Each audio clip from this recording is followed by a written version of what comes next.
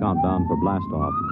X minus 5, 4, 3, 2, X minus 1, fire.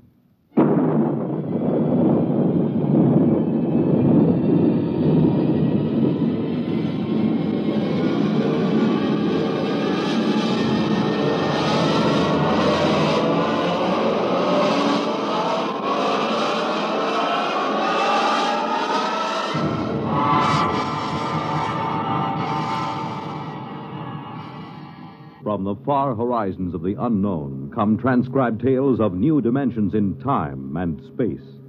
These are stories of the future, adventures in which you'll live in a million, could be years, on 1,000 maybe worlds. The National Broadcasting Company, in cooperation with Galaxy Science Fiction Magazine, presents X minus 1.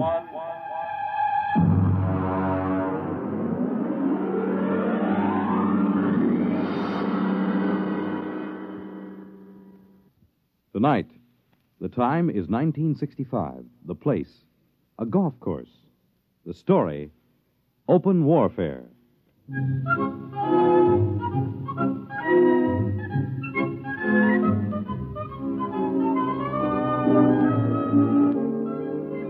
You wouldn't believe it, but there are some people that think that caddy is a pet name for a big car. No, I mean it. Over those little wagons you pull around the course or carrying their own clubs, there are people actually playing golf for years, never seen a caddy. As far as I'm concerned, you take the human element out of golf or any sport, and what do you got left? Nothing. I mean, you could say I'm prejudiced on account of my being a caddy, but that's the way I feel about it. Besides which, a caddy is a perfect observer of the passing parade of human experience. I'll give you for instance. Now, you take Jim Pearson. He won the U.S. Open in 1960, 61, and 64. Well, let me tell you about Jim Pearson. He was the pro at the club here, and I remember when it all started. He was out playing with Mr. Hatcher. That's Sam Hatcher. He couldn't break 90 if the ball had wings. And in the locker room, he looked like a sack of flour that had been set down hard. But he was loaded with money. Anyway, they were waiting for a foursome of dames who he shouldn't have been wearing slacks. When Hatcher turned to Jim, and with a real sweet smile, he lowered the boom. Jim, you're a good golfer. Thank you, Mr. Hatcher. You're a good golfer, even if you can't teach me anything. Oh, you're coming along fine, Mr. Hatcher. We've been good to you at the country club, haven't we? Oh, yes. I want you to do something for me. Yes, sir? Stay away from my daughter. Oh, well, Mr. Hatcher. I won't have Alice marrying a man who has nothing but coordination and muscles. What? When I was only your age, I was making $50,000 a year. It takes brains to do that. Brains get more valuable. Muscles deteriorate. There's nothing muscles can do that a machine can't do better. You don't think I could make $50,000? I know you can't. You haven't got the guts. Now, listen, Mr. Hatcher. I'm just quoting history, Jim. Take the tournament in St. Louis. You blew up. And the Goodall and the Palm Beach. You could have won all those. But you blew. You chickened out. That's not exactly fair, Mr. Hatcher. But it's true. I can make $50,000. Yes, in your whole life. Oh, no, in 1 year. Oh, you can? Yes, sir. All right, Jim, you're a sportsman. I'll tell you what I'll do. If you can make $50,000 in 1 year at this infantile pastime that you call golf, you can have Alice. Why, that's the most arrogant What's thing. the matter, Jim? Don't you think you can do it? I know I can do it. All right, then. Is it a bet? All right. All right, it's a bet. Very well, then. I believe the ladies are finished. Shall we drive?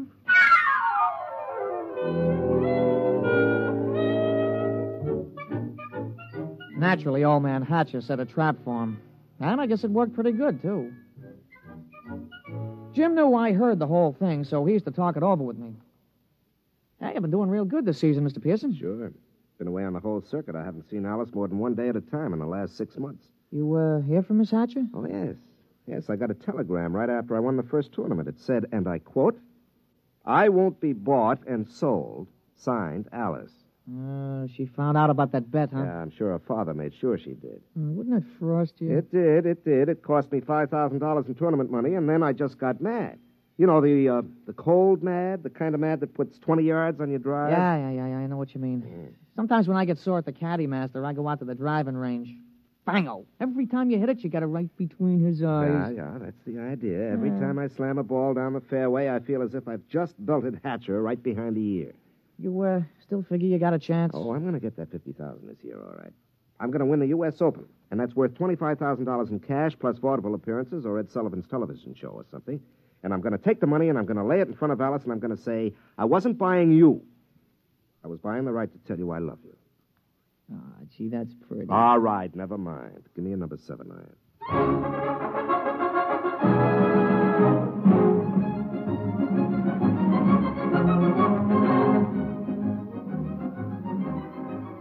Jim Pearson sure was burning up the circuit. He came into the U.S. Open the man to watch. The day the tournament opened, Jimmy Cannon had in his column, "You are Jim Pearson, the hard luck boy with the velvet swing." It was real philosophical. All the sports writers picked him to win. And then Saul showed up. We was on a practice tee. Jim had been sharpening up his number 1 wood when all of a sudden the gallery took off like a batch of big birds. They were around another tee about 100 feet away. Jim knocked off, and the two of us strolled over. Hey, that's some swing. Who is that, Pete? I never seen him before. His name's Saul. That's some swing. Yeah, he's no amateur. I've never seen him on the pro circuit. Hey, Mr. Pearson, look at the caddy. 280 yards down there. That ain't what I mean. Look, he's got a ball bag in his hands. Now watch. Oh, that's a good catch. He caught that ball right in the bag. Mr. Pearson, that caddy didn't move that sack. That ball dropped right in 280 yards away. Oh, it's an accident. Yeah, look, it happened again. He's a trick shot artist. Wait till he gets into competition. I don't know. He just hit another one, dead center. Oh, there isn't anybody that good. Not even old Joe Kirkwood. Quite a spectacle, eh, Jim? Oh, hello, Hatcher. Must be unnerving to watch something like that. I can stand it. But will you be able to stand it when the going gets rough? Will you blow up like you always do? It'll be too bad just when you're so close. Don't worry about me. I'm not. I imagine Saul will take care of that. Oh, you know him? I brought him here. My own personal entry. He's going to beat you out of the open. But he's got something to learn. Look at him. Just a dumb country boy who never saw a golf club till a few months ago. I think he might teach you something, Jim.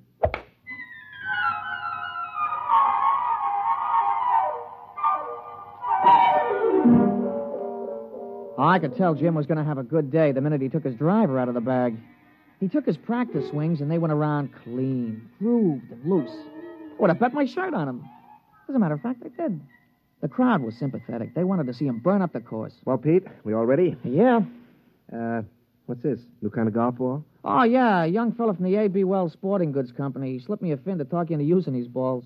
Well, I don't know. They any good? Yeah, I figured. They guaranteed they had 20 yards to every drive. Well, I sure could use 20 yards. Well, he's going to come around to see you later. He wanted to sign you up for testimonials and advertising and things. You know, the golf ball used by Jim Pearson when he won the U.S. Open, that kind of thing. There's a lot of dough in it. Well, we'll give it a try. Let's tee up.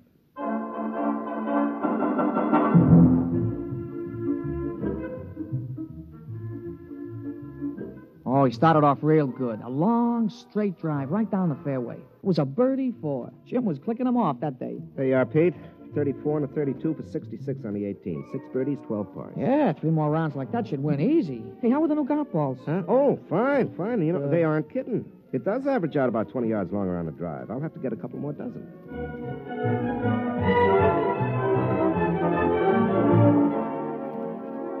We went around and watched Jim's score being posted on the big board. Most of the field was still out, but he was ahead of the closest competitor by 3 strokes. Who's that? Oh, somebody coming down the 18th. It must be a hot round. Yeah, I'll be posting it in a minute. Ah, Saul. Hmm? Yeah, you see, there he is, walking through the crowd. Yeah. Well, here comes the secretary with the score. Hey, Mr. Pearson, look at it. 32 and 32, 64. 64, that's a new course record. Yeah, well, it's only the first round. New course record. Look at that. 3s and 4s, 3s and 4. He ain't over 4 for the whole day. What's the matter, Jim? You don't look well. One round is not a tournament. Well, comfort yourself while you can. Saul's just getting warmed up. He's that mythical thing, the perfect golfer. But he's dumb. No brains, Jim. No brains at all.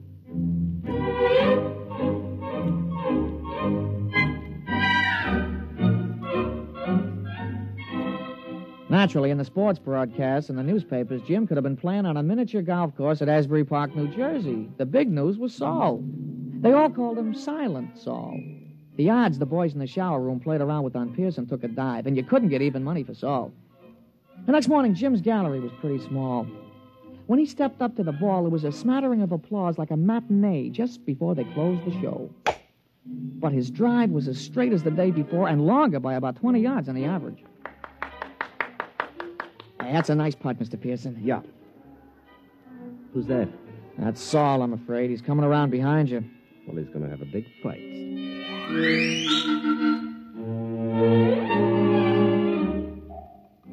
Jim's second nine was a duplicate of the day before. Another 32. He equaled Saul's record-tying score of yesterday.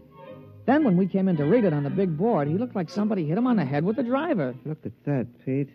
31 out, 31 back for a 62. He's got me by 2 strokes today. And 4 strokes in all. What do you got to say, Jim? Oh, nothing, Mr. Hatcher.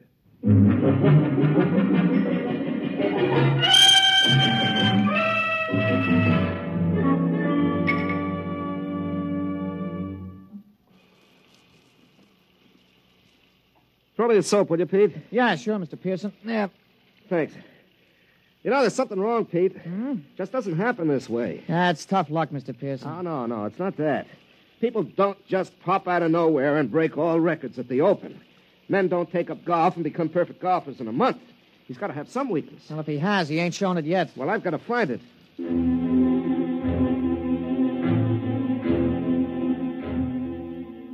Jim was out the next morning, and he came in with a classy 32. On the back nine, he slipped a stroke to 33. He was still 4 down. He shook off a couple of reporters who were trying to egg him into a feud with this Saul, and the two of us just hung around in the crowd watching Silent Saul. His first drive went a clean 300 yards down the fairway, straight as a ruler. Pete, there's something about his swing. There's something about it. I've seen it before. Oh, you never saw that Silent Saul before, Mr. Pearson. Still, there's something about his swing.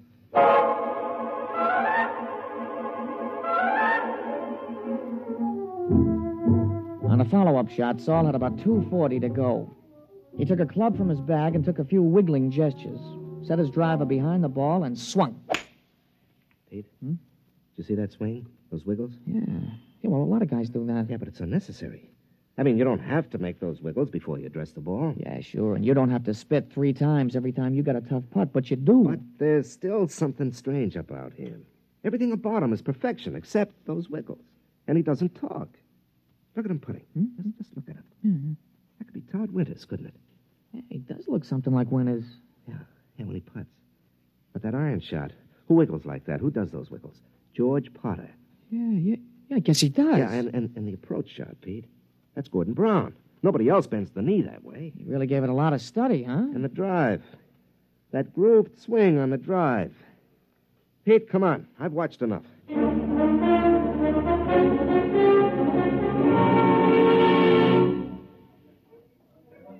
Ah, Pearson, a 63, I see.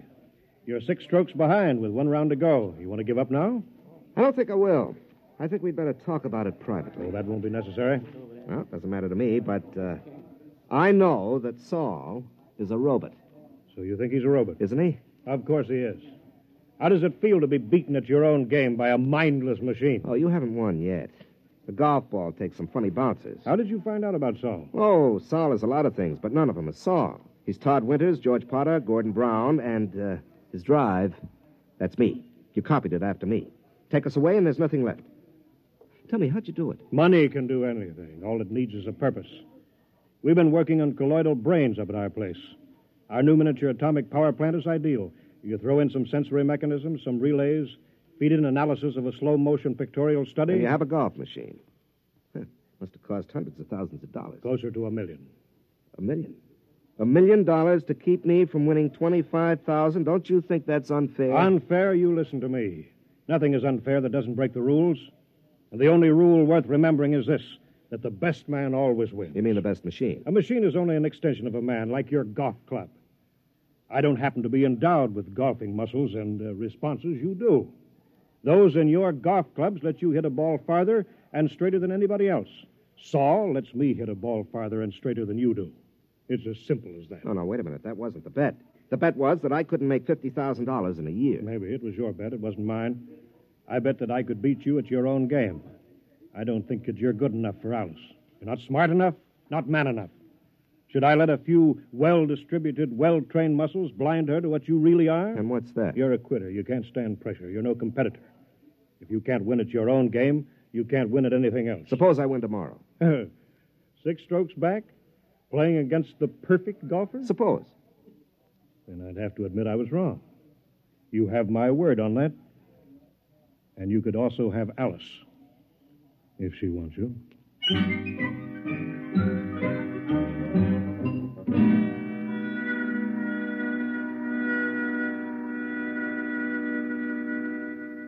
Somewhere, Saul must have an Achilles heel. Pete, the prime fact about man is his adaptability. Yeah, sure. Yeah. They've got to build in at least one constant, if not more. How about judgment? I don't think so. They could tell whether he'd have wind or rain or the sun or slow greens or something. They got to take care of that. Yeah, I suppose so. Hey, maybe you could jimmy him. Hmm? Drop sugar in his gas tank or something, smash him up. Oh, no. That isn't fair. Saul is fair. Well, Mr. Hatcher, he's playing fair according to his lights. He could have had me crippled or poisoned or something, but he didn't. Well, I'll just have to beat him on our own ground on the golf course. Oh, I don't know, Mr. Pearson. You'll have to shoot in the 50s. Well, the golf ball takes some funny bounces. Yeah, it sure does.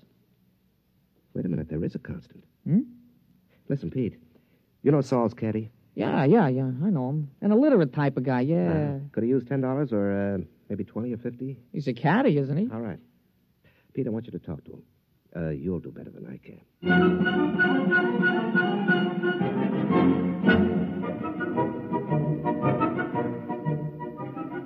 The management of the tournament is no fool. They know which side their television rights are butted on, and they had Saul and Jim paired for the final round. Jim's drive took a tail-end hook. It dived into the rough behind a clump of trees. It wasn't a very happy start. Saul took a ball from his caddy, teed it up, and settled himself. Hey, that's some drive, Mr. Pearson. Yeah, that was some drive. It's about 340 yards, isn't it? Some drive. You got a tough lie there on your ball, Mr. Pearson. You going to play it safe out on the fairway? No. You see that hole between those two trees? Mr. Pearson, that ain't sensible golf. Pete, sensible golf won't win.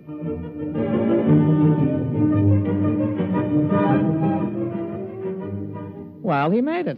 The ball went through the opening and rolled to a stop just in front of the green. Saul's easy 4-iron shot was dead on the pin all the way. But it hit the back edge of the green and hopped into the rough. Jim took an easy putt for a birdie, and Saul's recovery was long, and 2 putts gave him a par. Well, that's one of the strokes I need. And that's the way it went. Jim's game sparkled, and Saul's game kept finding trouble. For the first 9, Jim came in with a scorching 30, while Saul came in with a 33. Kept on like that. Saul kept overshooting the green. They came into the 18th hole with Saul still 2 strokes up. Now, look, don't you worry, Mr. Pearson. You're going to tie him for sure. Oh, that's no good, Pete. By tomorrow, his game will be on again perfectly. Jim's drive sliced behind a fringe of trees. He had to shoot blind. He made it on the green, about 25 feet from the cup. Okay, Pete. This is it. Saul's in for a 5. Don't you worry, Mr. Pearson. Don't you worry. Okay, I won't. He lined it up. He studied the green. He noted the slope and the lay of the grass. And then he stroked the ball. We did it, Mr. Pearson. We did it. You're the new U.S. Open champion.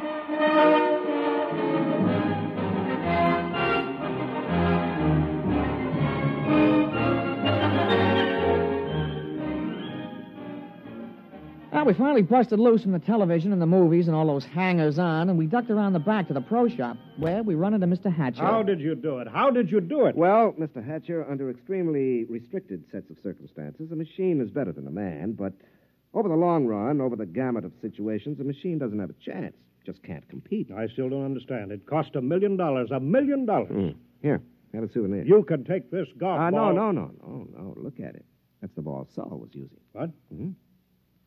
Well, that's another brand. That isn't Saul's regular ball. That's right. It's a new one. Guaranteed to add 20 yards to the average drive. But that's unfair. Well, your robot was built in with one constant. It had to be a golf ball. Well, it just couldn't adapt to a better ball. But that's not fair. Why, that's... Well. Uh-huh. How about... There are no perfect golfers, Mr. Hatcher. There are only good ones and better ones. But Well, I've been thinking about this robot of yours, and I'll be around in a few days to talk to you at your office. Huh? About what? Well, I'm sure you don't want to support your son-in-law for the rest of his life. And I have $50,000 to invest in business making robots. Useful robots. And leave golf to the men. They're better competitors. Now, if you'll excuse me, Mr. Hatcher, I've got a telephone call to make to your daughter.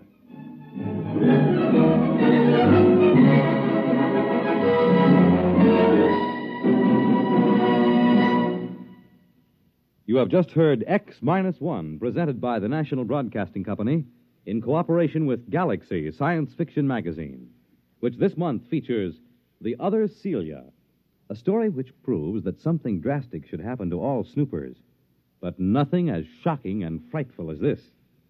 Galaxy Magazine, on your newsstand today. Tonight, by transcription, X-1 has brought you Open Warfare, a story from the pages of Galaxy written by James E. Gunn and adapted for radio by Ernest Kinoy. Featured in our cast were Jack Grimes as Pete, Larry Haynes as Jim, and Wendell Holmes as Mr. Hatcher. This is Fred Collins. X-1 was directed by Daniel Sutter and is an NBC Radio Network production.